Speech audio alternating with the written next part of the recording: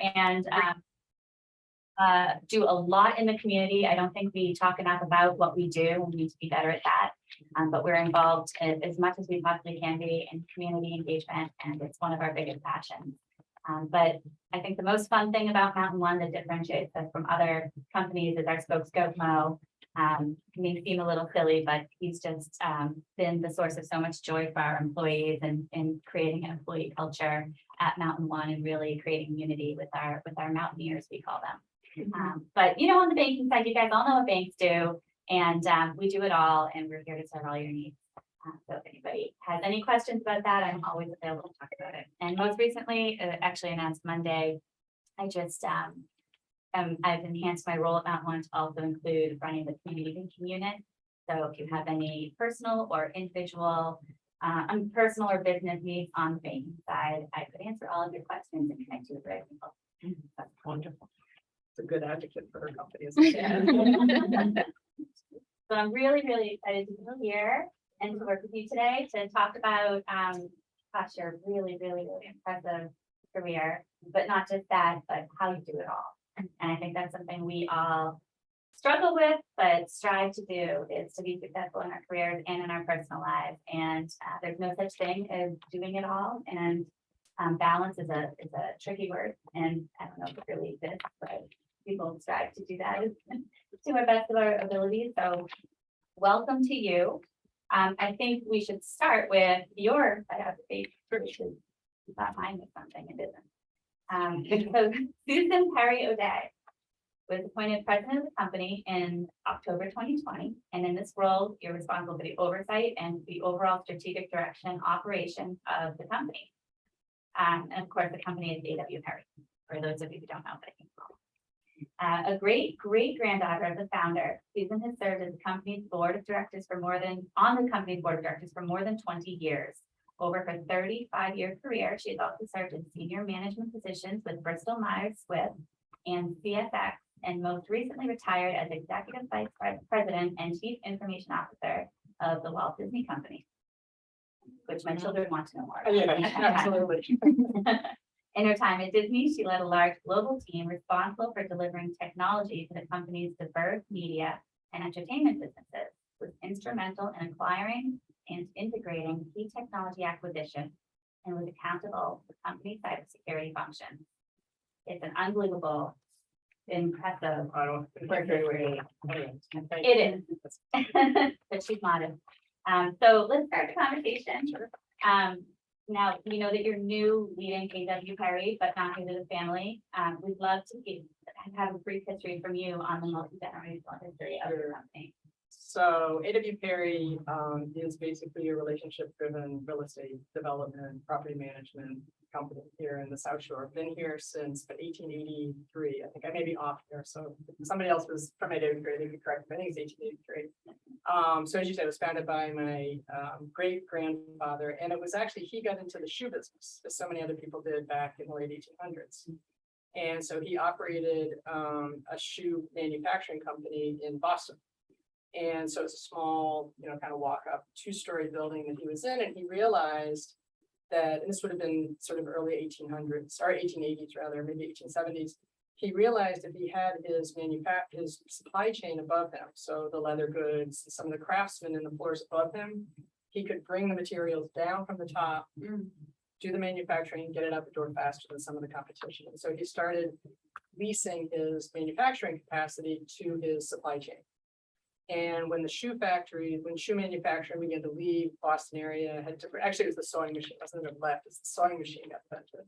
So the sewing machine got invented and they started to manufacture more efficiently.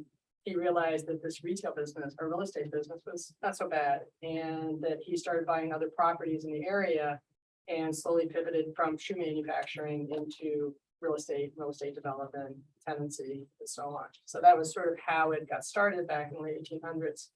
And he was from Rockland, or actually originally from Abington. So Rockland, I may have this backwards. Abington didn't exist, or Rockland didn't exist until the 1890s. And so he predates, I think it's Rockland. I get it backwards. Which one got? Abington was first. Thank you. So even though we say we're from Rockland, he technically is from North Abington. And his part of town got turned into Rockland. And so that's what, anyway, so that was in the late 1800s. So good. Wow, Thank you for love that. correcting me. I knew that. I'm like, which is it? Anyways, and so, one thing kind of led to another, and they ended up making a lot of real estate investments down here in Rockland, Hingham. And that went on for, decades, and he got into steamships. He was sort of at the time in the early 1900s, typical image of a white privileged guy who ran a manufacturing. And so they did shipping, and he participated in that sort of network. And then as, family grows, as different happens, the other interests all kind of go away, and you end up just with the core business, which was real estate. We really pride ourselves mostly in industrial. We do have office in East Rhone and Blue Cross Blue Shield right here, and some offices downtown. But we predominantly on the South Shore industrial. And so the South Shore part here. And so we do business with some of your companies. So, we're proud of that, and still family run. I'm fifth generation. I came in as on the board, as you said, 20 years ago, and had no intention of working for the company full time. And I retired at the beginning of 2020. And so I had always wanted to retire when I was 55. That didn't work. And so the economy took over. But once I missed 55, I said, when I turn 60, I am retired. And so 2020, I said, I'm doing it.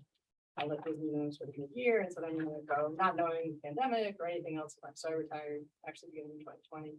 And right in September, just not quite a year ago, not quite 2 years ago, my cousin, Rich Beal, who some of you may know, passed away very suddenly.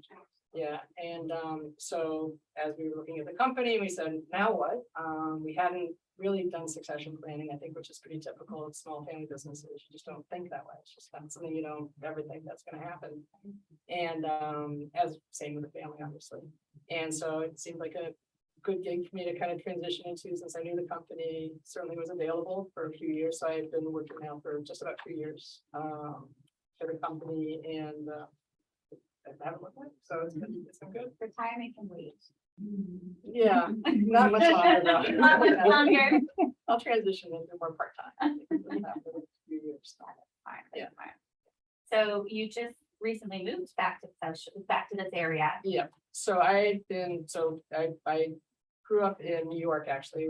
I was born in Situate. We lived there since I was a kid. We moved to New York. We came back for the summers because all my family's in Situate, Marshfield, in the immediate area. And so then I went away. I worked in New Jersey and Florida, and then ultimately in California for the last 12 years for Disney. And moved back to the area. I go place in Situate where my sister lives, and then most of my time is spent either in my apartment in Boston, which is where I during the week, or up in New Hampshire. So I'm sort of between Situate, Boston, and New Hampshire, constantly somewhere between Yeah. those three locations. And what's the best thing about being back? We were talking before, I never thought I would be back. Before all this happened, I thought I'd be New York and Florida. And so now I'm Boston and New Hampshire, a little different, but temperature wise, the people are great, obviously. And it's a nice community. I'm really very proud to be here. There's a sense of, I guess, continuity, maybe something. I don't know exactly what it is. Definitely a sense of community. We, particularly working for A.W. Perry and other small businesses, know there's a big difference being with a big corporation, which has been my whole career, to working in a small local business. And within a small local business, you're dealing mostly with small local businesses. And so that has been a real transition for me and a real eye opener. And I really enjoyed it. And so it gives you certain appreciation for community, it gives you much more appreciation for just the fact that I don't know what the data is. You probably know, Peter, what the percent of the economy is small businesses, but it's overwhelming majority. I had never really sensed that before working for big companies. I thought we were the center of the universe and everyone revolved around us. And then you realize it's actually small businesses. And so that I think has been, both a really nice surprise, community sense. The weather's been spectacular the last few years. The winters have not been too hideous. I do ski, so that's not too bad. So we'll see. But I do love the area. I think I'm here for good. Sort of that path between Situate and New Hampshire. That's great. Yeah, It's a great area. Oh, God, I mean, gorgeous. You're And my saying family's earlier, also here. Yeah. having Situate on the water, and Right. having Boston in the city, and then Yeah. having New Hampshire to kind of get Yeah. away. Yeah. That's all works. Situate has Really been good. discovered, as we were saying. I mean, Situate, everybody's known Yeah. it there, but most people kind of groan when you say Situate. It's a pain to drive there. It's just far enough off the beaten path. And so when they opened the train station in Greenbush, it was fine, some people, but if you ever went there, the parking lot was empty most of the time. It was pre-pandemic. It still was a bit of a pain. And now, again, thanks to town management and others, people listening to the reports in the South Shore, they're putting real housing in Situate. I mean, they've really made it a priority. I forget when we had the town manager speak, how many units they had in development or in permitting, it's like 400. It's a big number. This was maybe 18 months ago, and obviously a lot of them are coming online now or being built right by Greenbush. So we're hoping it keeps its personality as it gets bigger and bigger. But I think it will. I think it will It's a too. wonderful place. Don't tell anyone, but it's my favorite town one. Is that right? Oh, nice. Sure. Oh, yeah, yeah. It's beautiful. Yeah, right, It's a beautiful area. right near There's a lot. Rockland Trust. Yeah, Right. yeah. Exactly. So back to Disney just a little bit. Sure. It's Okay, such no, an no. interesting No, I love talking about this. piece of your career. So I'm gonna read this out loud because it's really tooting your horn a little bit. So you retired as Disney CIO and EVP of Enterprise Technology in January 2020. In a write-up from your alma mater, William and Mary, you were called quote, the technology guru at one of the most tech-savvy companies in the world, end quote. Only 18% of all CIOs or CTO positions are held by women, which is something we need to change. So it's just so interesting. So how did you become interested in that space? Right. So I went to St. Lawrence, which is I think a big feeder from the New England area. A lot of people go to St. Lawrence, and was an undergraduate in math, and didn't want to be a teacher, didn't want to be an actuary. And that's really at that point in time back in the 80s, that's all you really could do if you graduated with a math degree. And ended up going to business school at William and Mary, and then going to work for CSX Railroad down in Jacksonville, Florida. And this was when the telecommunication industry was beginning to lay fiber optics all along the right of way. And they, long story short, they needed someone to help do the math to figure out how to optimize the use of that fiber optics. And it's identical to the math you use to optimize a railroad. How many cars, how many engines, how much track is exactly the same math, obviously, as how many bits through a glass, piece of glass and breakouts. And so I ended up, young analyst, I'll put her on it. Yeah. And I fell in love with the technology. I sort of went, oh, this is kind of much better than having to be, in the coal fields of Hazard, Kentucky. I can do this tech stuff from, wonderful places and meet great people. And so I just segued into tech at that point and never kind of looked back, and was recruited from CSX into Bristol Myers and spent 12 years there, ultimately becoming their CIO for the last 5 years. And then was recruited into Disney, which was, awesome. It's really hard to say anything bad about working for the Walt Disney Company. Do you have a soft spot for Disney in general? I had grown up, I'm old enough that it was before, as a child, Disney World hadn't opened. Right. And so it wasn't a vacation spot. It wasn't something, Right. that resonated, but seeing Walt every Sunday and all the movies and the television shows, I had a very deep affinity to the Disney brand and the Disney movies. And at the time, it still does, Disney owns ESPN and ABC. And so I was a big consumer of both of those two brands. And so when they called, they were like, so ESPN was sort of which is in Bristol, Connecticut, not too far from here. That was sort of it was like, all right, I gotta go. Yeah. And then they ended up buying Lucasfilms, which is Star Wars, which I absolutely love, and Marvel. So I'm a total nerd, just to take any doubt. And so I remember one day, and then they bought 21st Century, which had The Sound of Music. I remember one day driving home going, every piece of IP that I loved as a child and as a young adult, they now have. Now you can argue the merits of that from a competitive standpoint, but that's a whole different discussion. But I was thrilled. So it was a great company, great IP, really good. It's just, I love that. That's wonderful. And on the technology, people may know this probably. And so Walt was early technologist. And so he really felt deeply about technology from when he founded the company. And so that permeates the culture throughout. And so when you think of any media company, not just Disney, it's really a digital company right out of the gate. I mean, so prior to digital, it was on film, but it was never really physical. It was always something that was ideas and IP that were then put into different distribution channels, whether that's movies, theme parks, whatever. It was all about those characters in the IP.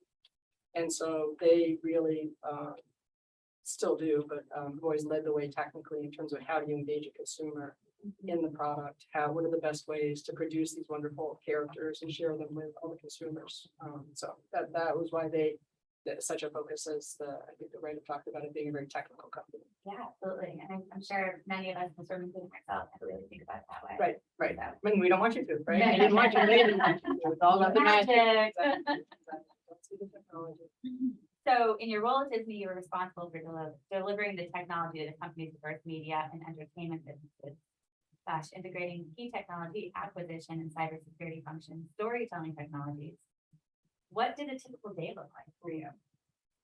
Probably not too different than most everybody's typical day. You know, you get in, do your email, you look at all the stuff that happened overnight that you have to tend to, and then dealing with the team and motivating them to do the right thing. And so it's just you know, I don't think any job that we're in is really different from each other. I mean, all of our jobs are kind of the same at the core. And so for me, I think the unique parts was just the scale of it. I mean, so it's just a huge scale. And so you're very dependent on the team and others to move things forward. And so it is that, you know, the analogy of a, you know, cruise ship moving or an ocean liner having to pivot. So a lot of my time was spent trying to motivate people to understand what's next, what's new, how do we move the team from where we are to something different, and just constantly improving and sharing the strategies and helping people just move forward. But a tactical day to day, not radically different. It's a business, you know, you have a queue of emails that you screen that at the end of the day. And the piece for me is being in tech, and some of you who are particularly in healthcare, if you're on the front line, you know, it's 24/7. And so that was sort of the thing for me throughout my career. My job has always been 24/7. So this is the first job I've had. We're a little 24/7, but for the most part, our operations and our tenants go home at the end of the day. So your evenings, you generally aren't sort of waiting for a call. And so, but that was a lot of what I was building. So truly integrating work and life, it truly was a 24-hour endeavor. Are there common threads in your career journey? So, you know, from Bristol Myers Squibb to CSX to Walt Disney Company to where you are now at A.W. Perry. What are the commonalities? Yeah. And you know, based on what you do for Mountain One brand, all four of those are brand dependent companies. And so a lot of what they do is based on their reputation, a lot of who defines them, what their culture is. So, you know, Bristol Myers Squibb, again, very, very mission focused, as you know, again, most healthcare companies are.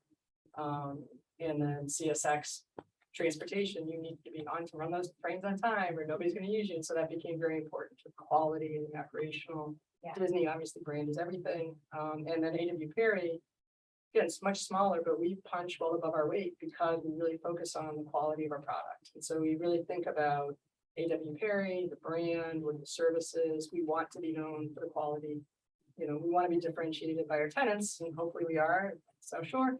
And then, you know, people go, oh, I want to do business with them because I know they really do care about me as a customer or a tenant, and are going to take care of me as opposed to just another, you know, name on a list. And so I think that sort of brand focus, the quality focus goes across all four of those companies. And some of that's luck, some of that's on purpose in the later parts of my career.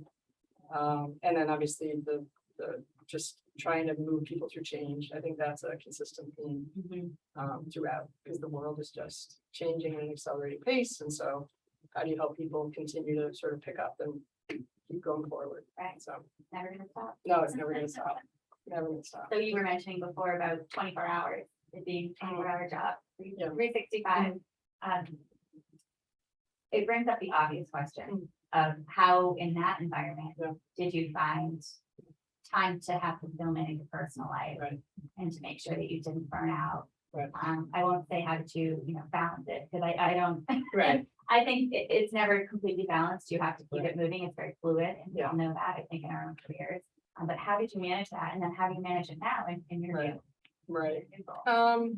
I would say, you know, like everyone else, I didn't. I mean, I did the best I Yeah. could. And at any point in time, I was always harboring some resentment for something I wanted to be doing or wasn't doing, or some work I didn't finish, project, I need to get that done, or, you know, that commitment, I really would like to have done that thing and I didn't, and I let her and him down, and oh geez, now what?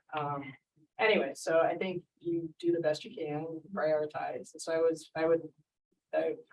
I'm less sort of disciplined now because my time is a little bit less pressed. Right. But I would prioritize, and just a little tool, everybody has tools. So one of my tools is I would look at my priority of things I wanted to get done, people I wanted to engage with, whether that was personal or professional.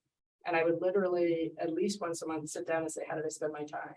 And does my time correlate to the things that are important to me? And so sometimes that was just for work. I'd say, who are my most important clients or projects or whatever, and how did my time do against that? And I would, with my assistant, we would sit down and go through it. And obviously then the parallel also with personal. Like, where did I spend my time? So take the time to reflect, to say, in my mind, I want to do A, B, and C, but then what am I actually doing? And then looking at that bridge between what did I actually do, and what is it that I want to do? And then say, okay, what do I need to change this month or this day or tomorrow or right now to focus on to close that gap? And so you're never there. I mean, if we were, we would all be super bored. We'd have nothing to do. And I can't imagine living. It would be nice to have, a long-term day where you don't worry about not letting someone down. But the reality is, does anybody today not on their mind have something that says, I feel badly. So, again, you want to feel good most of the time, and it's the way you feel good is just continually addressing the that's very difficult to feel.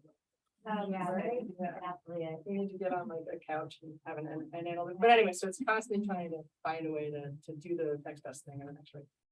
Yeah, no, I'm so glad you said that, because I think we all have had moments in our careers or our personal lives where we look and say, how is she doing it? Right. How is he doing it? Right. And the truth is, no one really Totally. is, and we just have this Right. perception that other people are, but no. And these perfect families, I've only known one family that I can't figure out if they're not perfect. You know that they're, that they can't be. Because it can't be. I've never seen anything that says they're not, but I think So we have that's to the other be thing. proud of ourselves more and you get through the day. not Right. focus on what you think you didn't do, focus Right. on what you did do, Yeah. and be proud of that. Yeah. It's okay. Yeah. And happiness is important. I mean, I think that's the other, I do believe in kindness, and my mom, hit me over the head. I guess I shouldn't say that. She hit me, but she definitely reminded me of being kind, and, it was really important. And then over time, you take joy from being kind, and then you're like, oh, this is actually great. And so that I think is important. Yeah, kindness is a superpower. Yeah. Sure. How do you define success personally and professionally? Love that question. Yeah. I guess it's, there's always the classic financial, am I paying my bills? I mean, at the end of the day, as I remind many people when we work, and I've coached particularly women, but anybody, is we work for, there's exceptions to this. So I apologize for folks in the room who are very mission driven. So I don't mean to dismiss it, but for the most part, we work for our families. We work to pay our bills. We work to, move forward, take care of, qualifications, whatever those things are that are important to us that take, resources to achieve. And so there's that element of success that people, I think, particularly women, oftentimes don't focus on as much as you should, but that is why we work. And so, yes, there is a vocation. Yes, there's fun. Yes, there's a mission in what we do. But at the end of the day, we really do work to have time with our family and do what we want to do. So there's that element of success. And so for me, this sounds so horrible every time I say it, but I'll say I've always been very money driven. Qualities first. I focus on the things that are important, but then once there, trust me, you're not hiring me if you're not paying. Yeah. And I'm not staying if you're not paying. And I may not be that crass in the way I say it. I might be a little bit more subtle and clever and whatnot, but you know where I stand as an employer. And so that has always been, to me, that's been a measure of success. Obviously feedback from your boss, all that professional success that you see, those are important. On the personal side, I think it's, is my family healthy? Are they happy? Or if they're not happy, do I understand why? And am I doing all that I can do to help them? Same for friends. So it's not these sort of grandiose, I would say I more focus on metrics around personal success or professional success than sort of metrics or measures around pride and success. Yeah. So.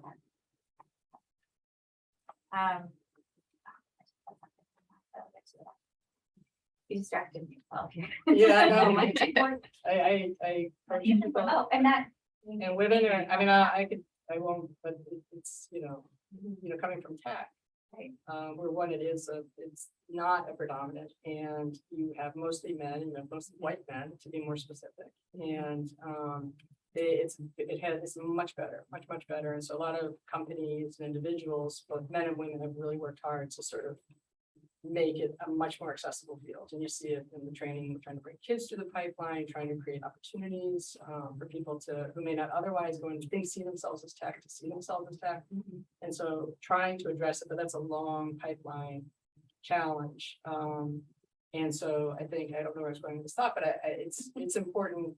Anyways, it's an important topic. Well, I'm glad you had that thought, because it reminded me of my thought, which was, Yeah.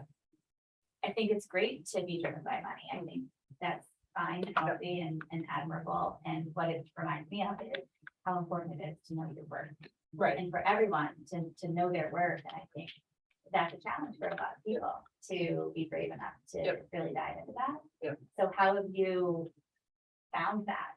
What's driven you to know your I'll worth? say that's a much better Mhm. way of saying, go ask for more money. I like it. Some of it is, some of it is you need to do your research, know what job you're in, and look around at people in similar jobs. And, you look for anecdotes, you look for how are they doing, and stupid stuff, you would never sit here and go, do they drive a bigger car than me? Or do they have, because there's so many different things. Yeah. But that factors in, particularly, again, now this is in a population where there's a lot of, many people who do what I do. Not many, but you can see equivalents, many jobs, particularly small business. It's hard to find somebody who's doing the same job as you. So it's hard to kind of, but you do your research, you look at it, you think about it, you make sure, depending on where you are in your career and where you are, in a company, you have open conversations with HR and folks to say, hey, I had one, this was many moons ago. This is while I was with Bristol Myers, and this is probably, I'd say 20 plus years ago. And I said to the HR person, I said, look, I've never asked for a raise. And to this day, I've never asked for a raise, never. But I said to myself, look, I've never asked for a raise, I'm not going to. I said, but, you're the senior human resource person. I'm counting on you to keep an eye on whether I'm being compensated fairly. There are these people, this person, who I think are doing comparable jobs to me or similar jobs to me within the company. And I'm just really, I just want to make sure that you're holding people accountable on my compensation. It's as simple as that. Kind of left it be.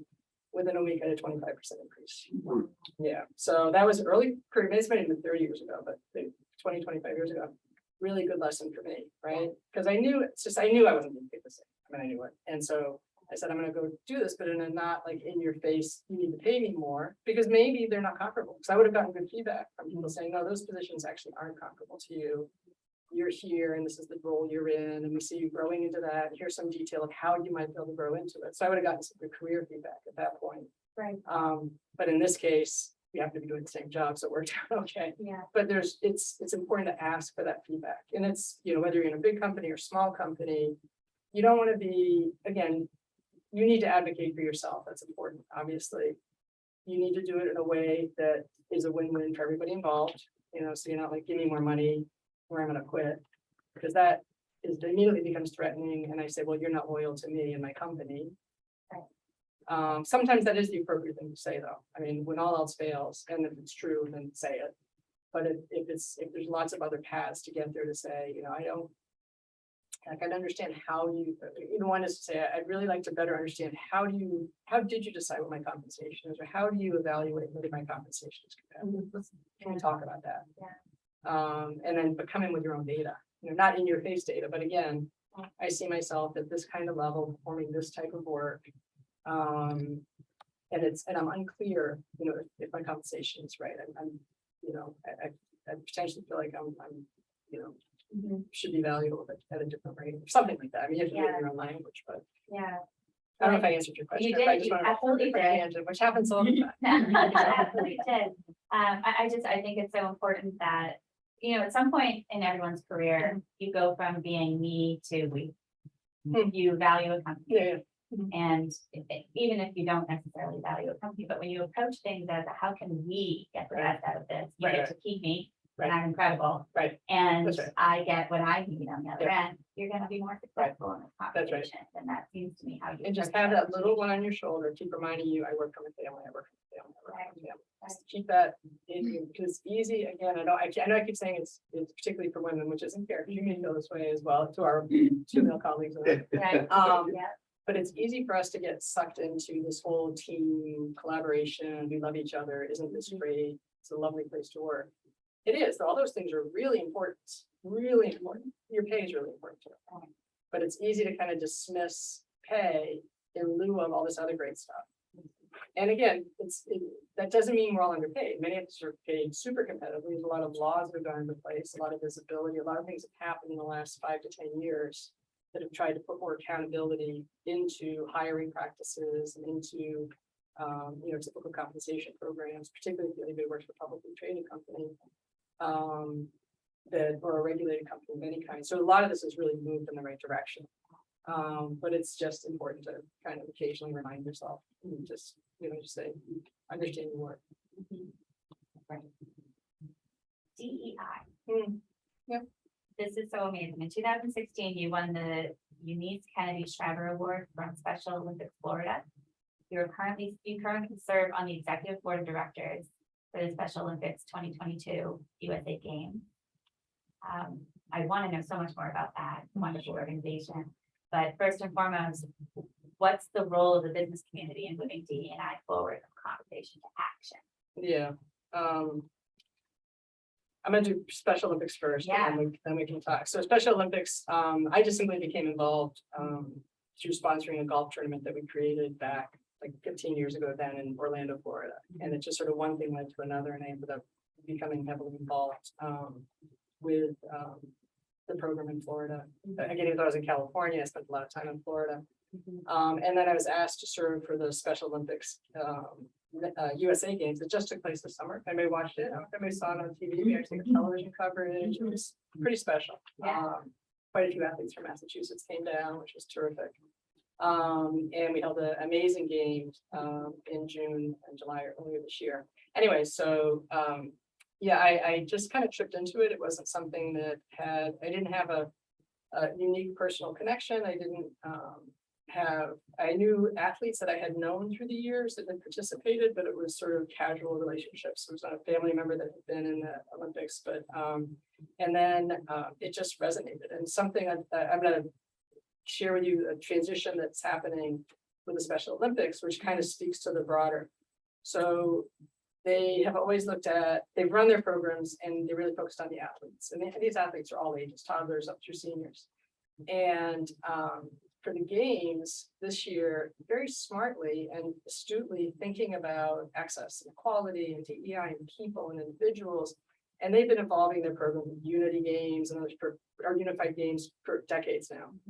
But for the games, they realized, they said, we always talk about these being athlete-centric games, but we should have more athletes like organizing the game, running the game, refereeing the game, all these different roles. And we should recognize the athletes as people first, athletes second. And so they started to really, if you look at the materials, there was a conscious effort to make sure, hi, I'm Susan, I'm an athlete, swimming, I love it.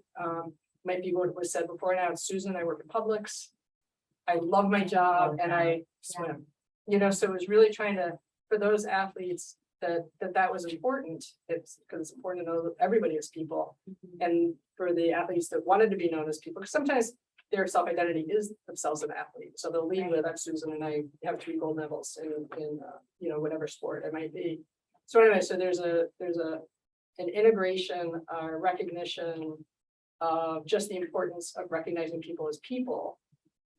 Again, in an amazing organization like Special Olympics, they realized they needed to evolve and bring more of the individual in and help recognize the individual as a human being, even before sort of doing all the athletics that happens. And again, it's not, I don't think this is like some big program at the international level, but for the Olympics, for our game, that became very important. And I think that is a little bit of an example with DEI in general, that when you say, how can businesses make a difference? A lot of people can bang on the table and have great programs and say all the great things and talk about statistics and so on. But the reality is it's like, what are you doing? How are you treating people? Are you talking candidly about the situation. So tech, we talk about, so in tech, it's white. And when it's white and Asian, and for women, it's white. It's white. And so you have less than 3%, and that number I hope has moved in the last 2 years. You have less than 3% of graduating women that are of color, Black particularly, in the United States and going into tech. This is the wealthiest segment and the fastest growing segment of our economy. And you go, what is that all about? You call it out and you say, we need to do something. So you have wonderful people who started, pipeline program, girls who code, Black girls who code, all these different programs, getting girls into the pipeline, girls who call all different folks to try and get that pipeline built. And then companies are really stepping up saying, okay, they might say, I want to hire Susan into this job. But, she doesn't have as much experience as Bob. Okay, hire Bob. And I'm going to challenge you that the next time you got a job open, think of Susan first. Yes, she doesn't have as much experience. Is she worth taking a risk on? So this notion of taking risk on people, and it sounds silly, and this is my language, and probably, we have to learn to get comfortable taking risks on people who don't have the depth of resume, because they don't have the depth of resume because there's been no pipeline. And so you can't get there. And so to even remotely catch up, you have to double down. So it's people say, oh, our DE&I statistics is we hired, 15% African American.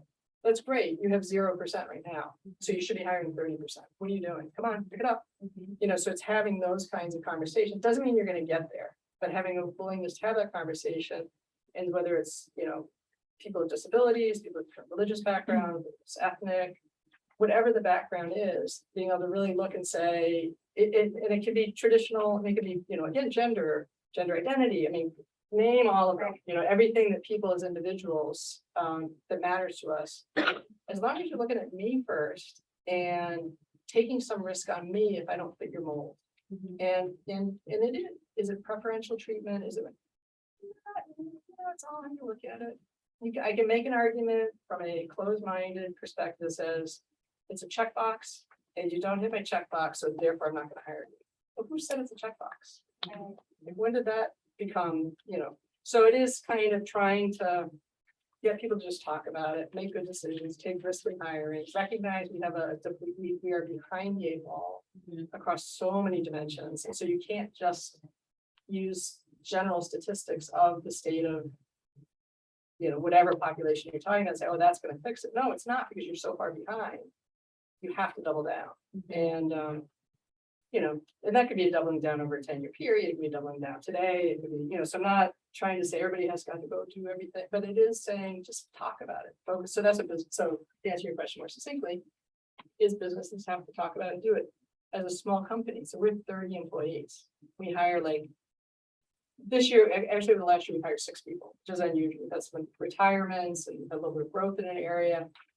And, in the past, it would have been, oh, Mary knows Bob or Joe knows Sam, and you would have just hired from your own network. And it is tempting to continue to do that, because these people they live in your community. It's easy.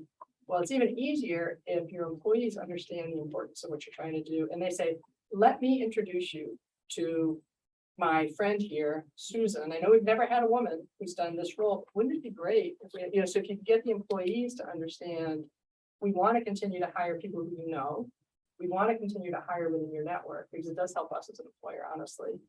Because we know you a little bit, but we really do want to have a diverse workforce. So if you can diversify your friends and relations, we're likely to hire a diverse workforce. So it's just a funny.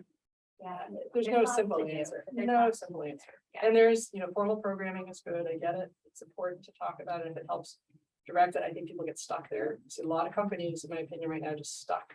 Where they've taken it, they said, look, we have our DE&I program, we have our DE&I officer, we have this, and they've just stopped. And their numbers are better, but that's how they're looking at it. So we have these check boxes checked, and our numbers are better, so we must be okay. There is a bank that I'm associated with, who I know, Mount One, who is really making an effort to talk about it aggressively. And really, and their CEO, who I adore, is out there to say, this is we gotta talk about this. This is real.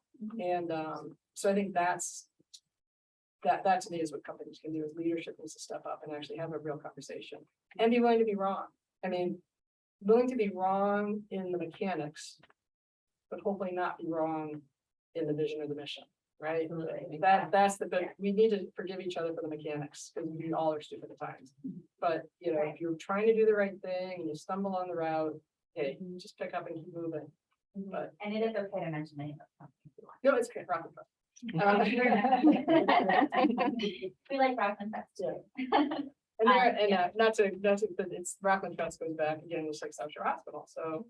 I was saying to Laura, who just started at South Shore, you know, so for my family, it's like, we've been here so long. Yeah. Like I was born in South Shore, my mother was born in South Shore, my grandfather back in the 30s was on the board and stuff. So it's just like, it's so nice to be connected in these ways, but it still needs to, even though we're sort of this typical, it's very typical New England white privileged girl, it still means I need to help even in that thread. Just make sure I'm doing what's right and not, you know, falling into, oh, I can just take the role that all my family did and just take a seat. And it's like a deliberate conversation that I have with people when they want me to join something, like, why do you want me to join? Right. Like, let's really talk about this. I mean, what is this about? And is there, and if I'm gonna join, I had this recently without naming names with one committee, they said, we want you to be on this committee. And I said, okay, I'll do the committee, but he needs to be on the committee with me. So you try, and it's not, if the person's qualified or more qualified, then you either step down, let them take the role, or come join together and let's do it together. And so. That's great. Yeah. Till it's 10. Oh, Do you have- yeah. I know it goes by quick, right? gosh. Can I ask one more question? Absolutely. So I wanted to ask you about roadblocks for women in leadership today, but I think there's also the flip side of that, which is what are the advantages to being a woman in leadership today? And then we can Such an not. interesting question. You know, it's hard to answer either of those questions without doing really gross generalization, which I've been doing this whole time. You know, I think the roadblocks to women today, there's less, particularly if you're a white woman. There's a lot less. It's easier to, you kind of look like the status quo, you look like the power, you know, the people in power. Even though you're a woman, you're really comfortable to hire. And so I think that for particularly for women, you know, I think it's we have to be careful to not be creating inadvertent roadblocks for other women. I think that is a unique challenge, that as we get into more positions of power, and there's just more of us in positions of power, that we really are careful not to simply take on the persona of the status quo. I remember, so some of you guys, or some of you folks, I won't look, I'll look at are similar ages to me, and when we first came in the workforce, we wore our little pumps and our little stockings and our little skirts and our little jackets and our little bow ties and our big padded shoulders, because we were expected to look like men. And we were expected to act like that. This is particularly in roles of leadership. And you were successful if you're able to do that and you know, sort of move through ranks. Yeah, how freaking crazy is that, right? I mean, if you think about it. So as long as I look like that guy that's in power, and I dress like the guy that's in power, and I do all the things like the guy that's in power, Yeah. hey, this is great, I'm gonna have power. And I think it's easy to forget that that's like a really bad thing. Like, and so you need to be yourself and be genuine, you know, and if they don't want me, I remember somebody in business school saying, was this wonderful woman who taught class, and she just left an impression. I mean, she said, you know, I don't like to wear makeup. I just don't like to wear it. It's just something that's uncomfortable for me. And I, you know, I should wear it, and my hair is gray and I could look better and blah, blah, but I'm like, I don't want it. And so she just said, this is like, I think I was 25 years old. And she said, if you don't wear makeup in your company, you're going to a company that looks, you know, you feel like you're gonna have to wear makeup. That's not the company for you. And it's so obvious, but it was such an important lesson for me so early in my career that it made a huge difference. I mean, that doesn't mean you don't want to fight the status quo. That doesn't mean you shouldn't try and drive change. But if you go into something and it's so radically different than who you are, think about not doing it, because, you know, unless you're in a position of power. If you're in a position of power, go for it, because now you can make a difference. You can change from the inside. But if you're going in not in a position of power, again, economics, do what you got to do. But if you don't have to take that job, Yeah.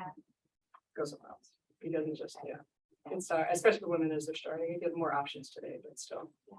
It's, yeah. So anyway, so opportunities, I think, is one to really drive change.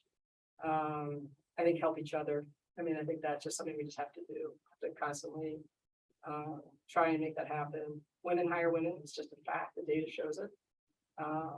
So keep hiring, doesn't mean differentiate. There's a lot of great men out there who are, super qualified, so, but it's just the reality is you hire who you're comfortable with. And even no matter how much conscious deliberation you try and put into it to be objective, the reality is we all do have, subconscious biases. Pull them out, understand them, but the reality is women hire women. And so keep on doing that. Stop. So Okay, so I think we're gonna open the floor up to any questions any of you have. I have a question. Hi, I'm Lauren Spencer. I just joined for Health as their Chief Development Officer. So I'll be honest, I know who I am. It was wonderful to hear you. I appreciate the person that you're completely a straight shooter.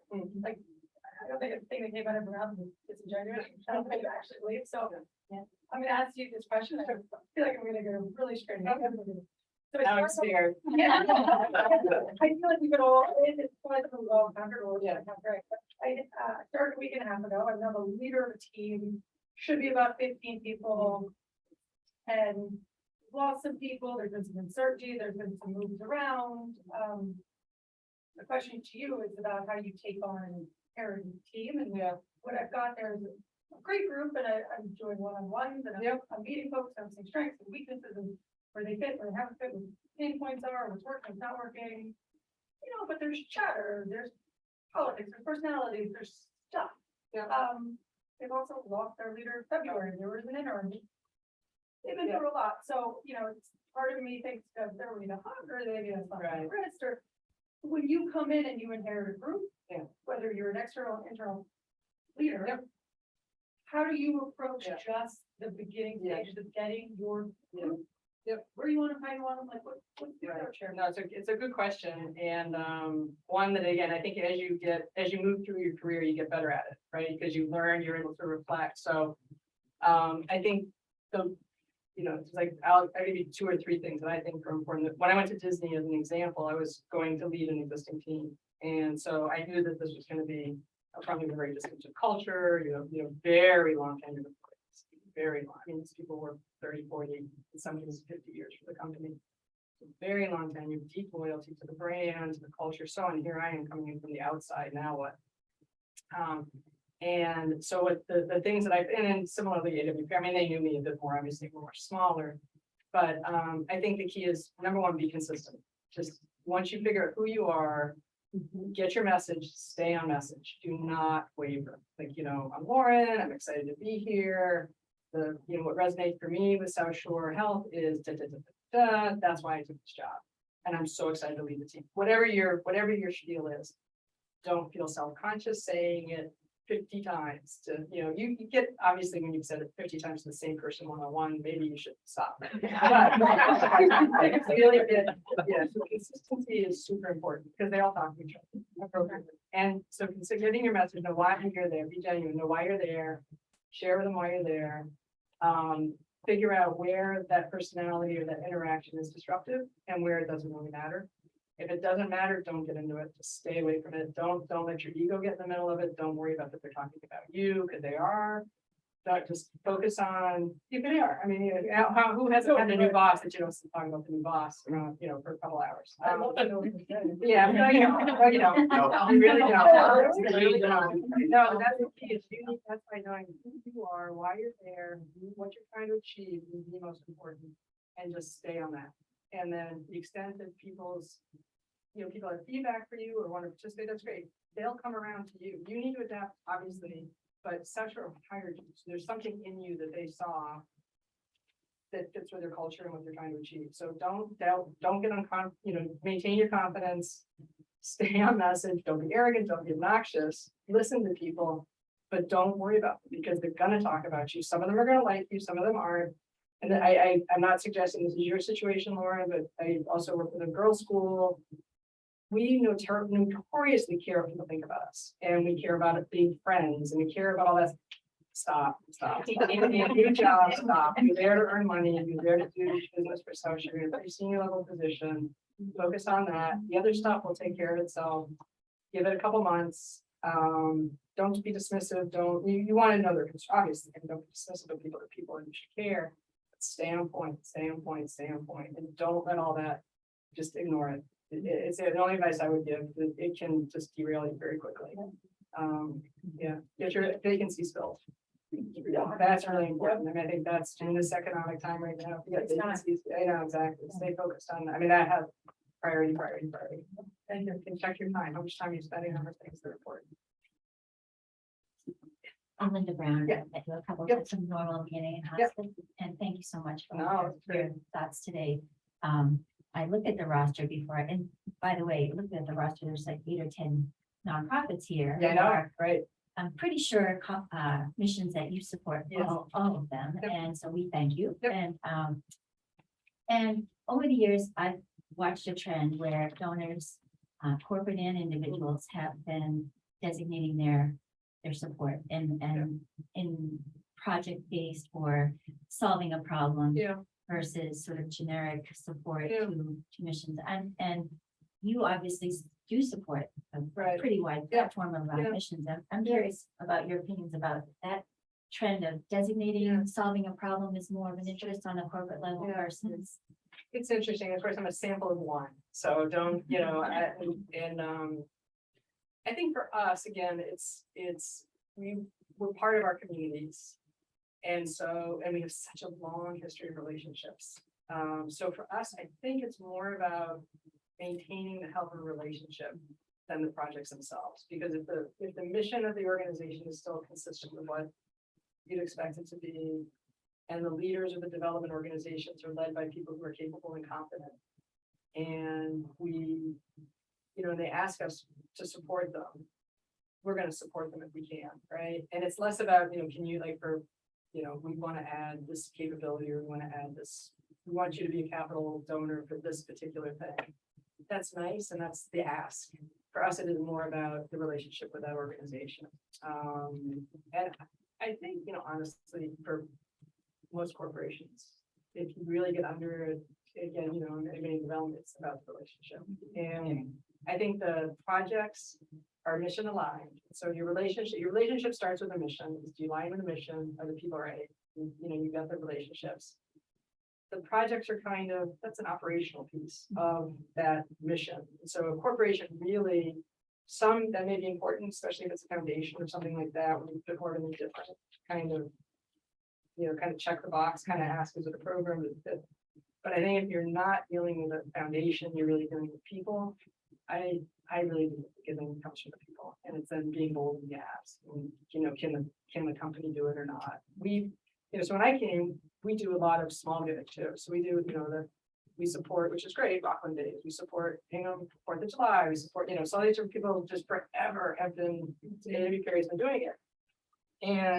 And so I see them all because we sign the checks, which is a real shocker. Like sign all the checks. But anyways, and so I'm like, why do we, I get why we do it, but focus isn't that. Now I've sort of come around, because being a typical corporate, I'm like, well, we should have a mission and it should check the checkbox. And now I'm kind of like, does it, is it supporting a community where we really do business, that we really care about? We've been supporting it for a long time, because that continuity is important. And do we understand are we in touch with them? Do we know what they're doing? And so it's the relationships. That's again, it's a sample of one, but that's been my, honest answer as a leader of an organization. So do we know them? And there's somebody that's important to us. That doesn't mean we wouldn't support new organizations with the right mission, but it'd be less about their project and be more about their mission. Thank you. Yeah, no, you're welcome. I have a question. Is technology, how do you stay relevant? Yeah. I mean, I think it is moving so fast and Yep. and I'm marketing person, especially marketing and technology. How, it's just going so fast. Right. And my CEO and I were having this discussion just yesterday. Yeah. And do we hire the 20-something because they know what they're doing, and being older, it's like we're out of touch. How do you stay relevant? So I've been, because I'm in the field, I almost have to, right? So if you, so I would, if somebody says, what, you know, I would say I'm a technologist for less now, obviously, but I would still say, you know, sort of in your, As you it's sort of in there, yeah. But that said, you know, it is an effort and you just have to. I don't know, you know, so yes, you need to bring people in who can help reverse mentor, help educate. But it is first deciding, you know, is it necessary for you or your industry? If the answer is yes, then, and I was fortunate, I worked for a guy named Bob Iger for a long time when I was at Disney. He loved technology and he literally said to his senior executives who were older, I need you to have a love affair with technology. I just need you to have that. You need to love it. And if you don't love it, you need to think about what you're doing in this company. Now, again, that's kind of an extreme example, but if it's important to the industry and it's important to your business, you kind of just have to suck it up and say, I'm gonna try and figure this out. And then asking the younger folks for help, the mentoring, the reverse mentoring is great. You can do career development, you can, you know, there's all sorts of things that it breeds.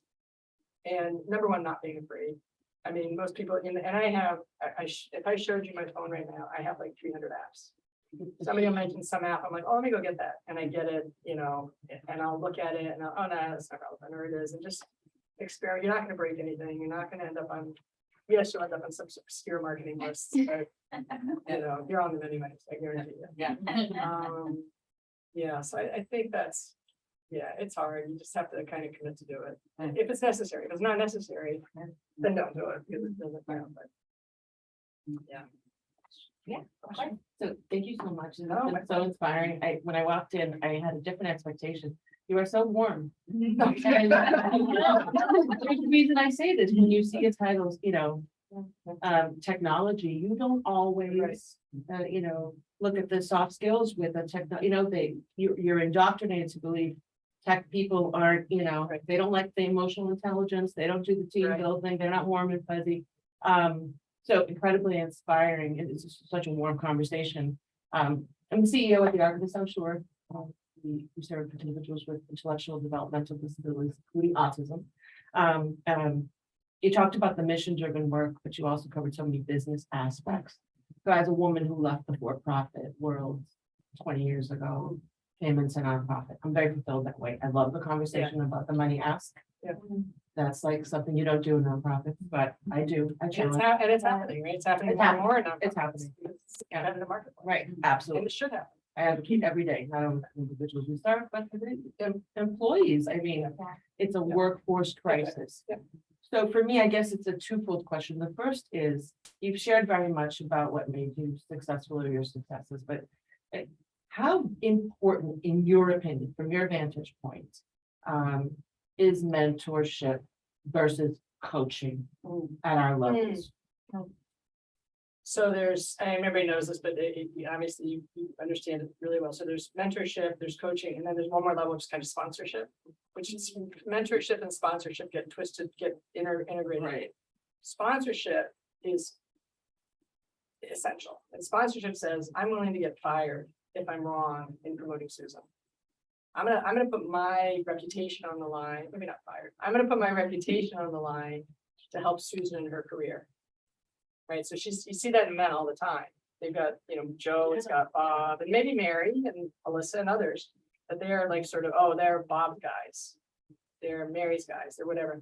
And that's really a sponsorship where people are saying, I'm gonna stake my reputation on you, and I'm gonna actively go forward and promote you, you know, and share you with my colleagues and say, I've got, you know, a great opportunity I got this great gal now, Jill, she's done all these programs. I think she'd be great, you know, in the senior role that you've got open right now. That's sponsorship, and that is super essential. I mean, that from men, from women, and more men need to be sponsors because there's more men in power. And so we really try to educate men on what does that mean to be a sponsor. It's not just sponsor of women, it's sponsor of other men, and you know, so sponsorship is super important. Mentorship is, I think, super important. It's less, I think the data will show it's actually not, it statistically doesn't make that big a difference in your career progression versus sponsorship.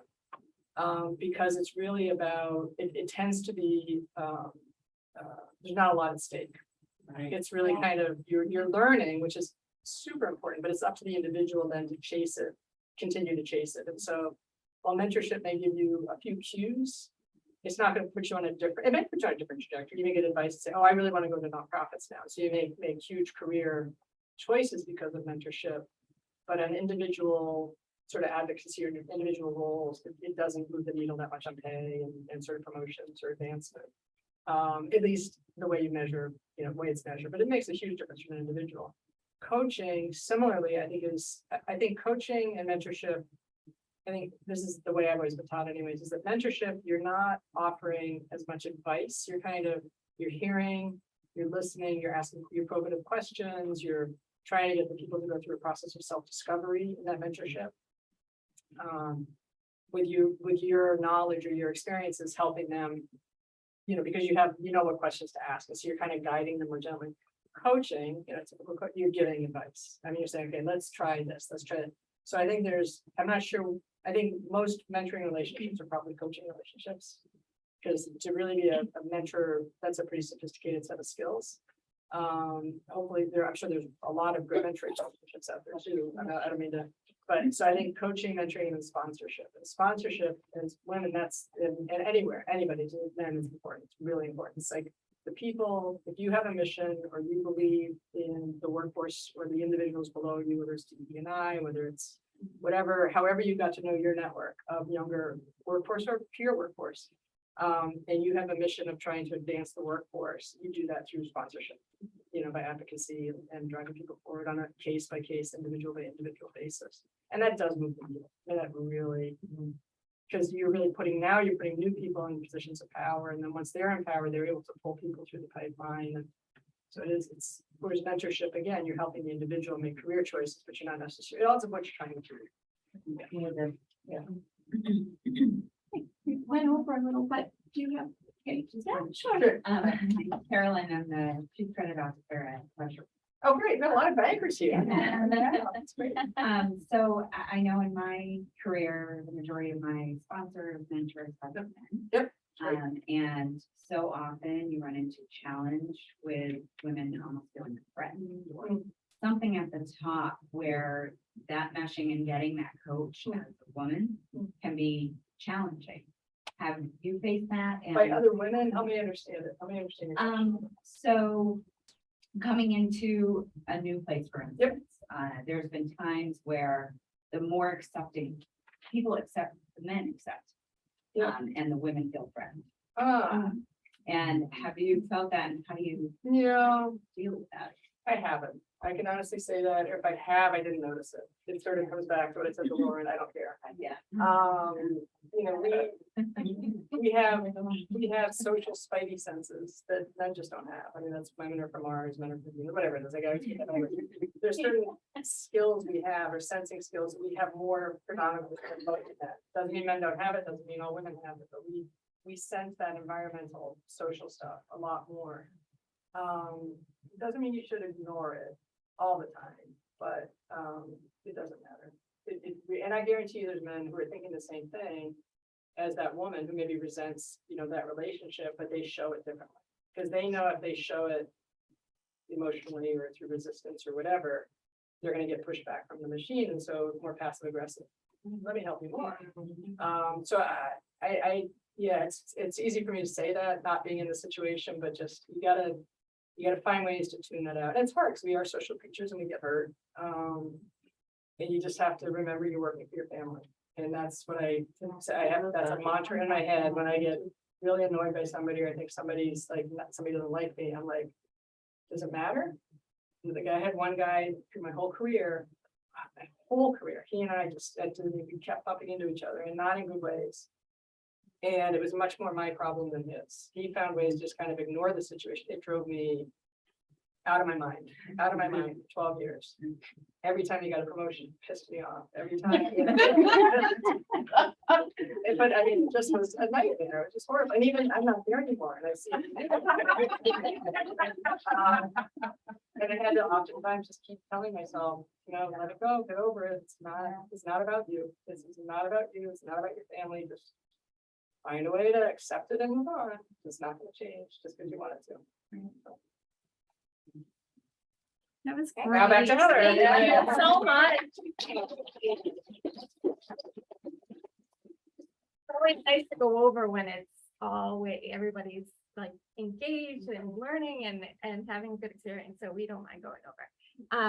So just to thank our 2022 sponsors again, Enbridge, George Washington Toma, Hollywood Agency, Mass General Brigham, Mountain One Bank, Partnering for Performance, and Steinberg HR. Our next will be October 4th, and it is with Christina Carrera of Situate Salt Cave Oh, great, she's awesome. Right? She's awesome. and Shannon Burke of Burke's Hot Sauce.